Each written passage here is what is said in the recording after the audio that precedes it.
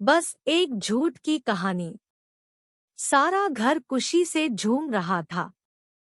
जो लोग कभी हाल न पूछते थे वो भी बधाई देने आए थे।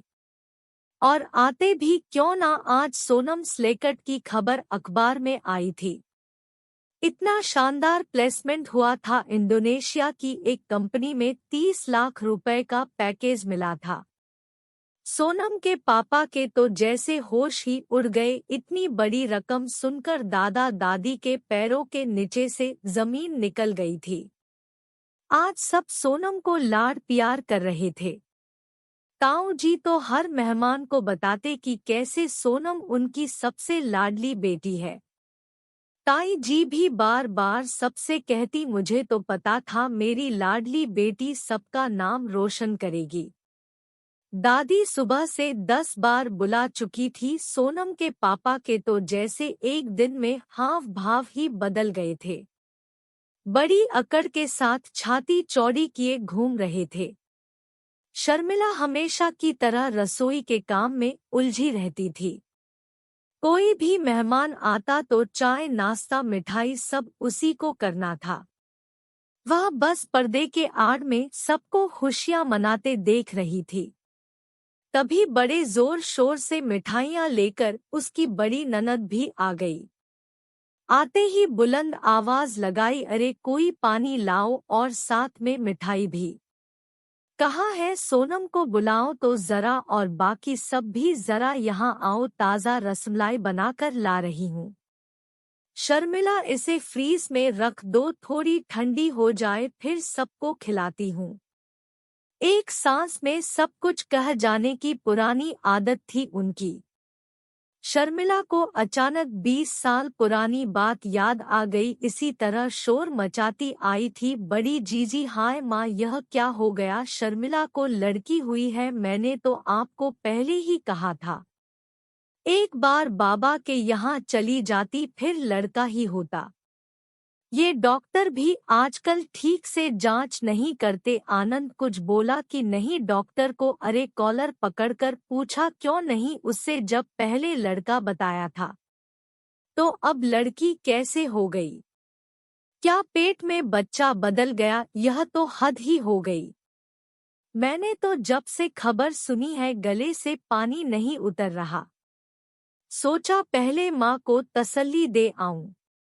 बड़ी भाभी कहाँ है? इतने में शर्मिला की जेठानी भी आ गई। फिर तो सबने मिलकर रोना ही शुरू कर दिया। घर में जैसे मातम मन रहा था। शर्मिला अपने 3 दिन की बेटी को गोद में लिए बैठी थी। सास, जेठानी और ननद तीनों बहुत दुखी थी, जैसे कोई अनहोनी हो गई हो। ऐसा तो नहीं था कि यह शर्मिला की दूसरी बार या तीसरी बार लड़की हुई थी। ये उसका पहला बच्चा था। पर यह पुरानी सोच, हमारे परिवार में बस बेटा ही होता है, बेटी नहीं। इसी वजह से शर्मिला को 7 महीने में ही उसके पति बड़े शहर ले गई और पैसे देकर जांच करवा दी। अगर बेटी हो तो ऑपरेशन करवाकर ही आना सख्त हिदायत थी ससुर जी की। शर्मिला के लाख समझाने की बदलाव को, इस अनोखी खुशी को मैं खोना नहीं चाहती।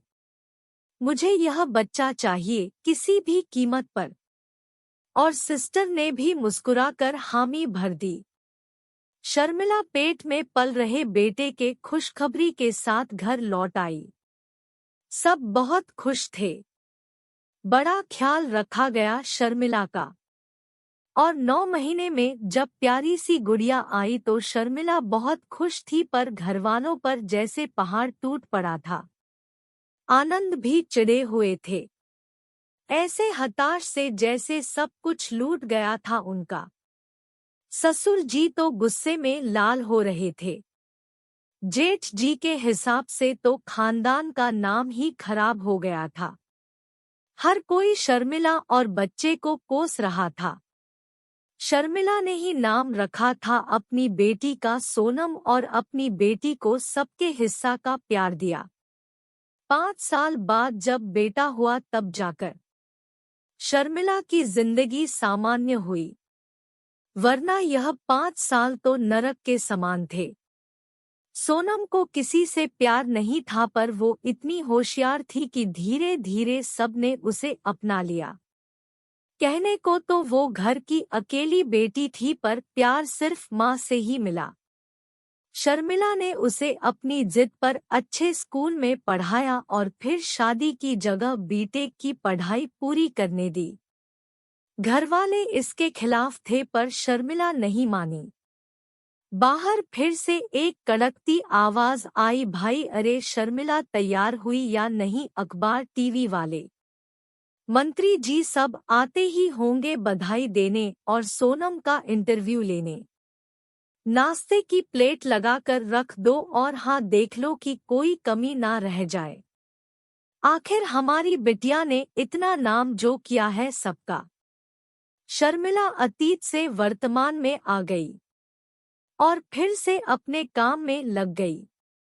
थोड़ी देर में मंत्री जी आए, दादा दादी ताऊ ताई जी सब बैठे थे कि सोनम के साथ वे भी टीवी में नजर आएंगे। पर यह क्या, सोनम तो हाथ पकड़कर शर्मिला को ले आई और सबके सामने बोली, आज मैं जो कुछ भी हूँ उसका सारा क्रेडिट सिर्फ और सिर्फ अपनी माँ को देती हूँ। मेरी हर उपलब्धि मेरी माँ की है। मेरी माँ ही मेरी प्रेरणा है। यह सब सुन शर्मिला के आंखों में आंसू आ गए। सोनम शर्मिला की गले लग गई और धीरे से कान में बोली, आपके उस एक झूठ के कारण ही तो आज मेरा अस्तित्व है माँ। उस दिन आप सबसे झूठ नहीं बोलती तो ना ही मैं होती और ना ही यह सारी खुशियाँ। सब आपसे था। बस माँ। बेटी मुस्कुरा रही थी।